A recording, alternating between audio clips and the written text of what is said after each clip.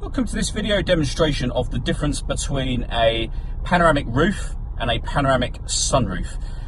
We're in a car that at the moment has got a panoramic roof. You wouldn't be able to tell anything because the sun blind, as you can see just here, is closed at the moment. So firstly, a panoramic roof, if we open up the sun blind for this car, is essentially a fixed pane of glass.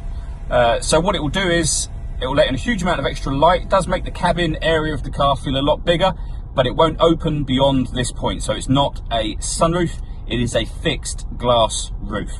You'll see it called panoramic roof and panoramic glass roof, but that's what that is. Let me show you what the panoramic sunroof looks like.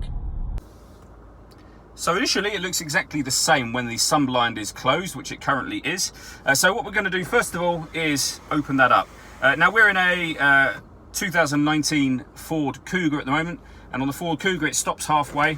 You have to push it a second time and it'll open all the way to the back of the rear seat. So right now, essentially, that is a panoramic glass roof.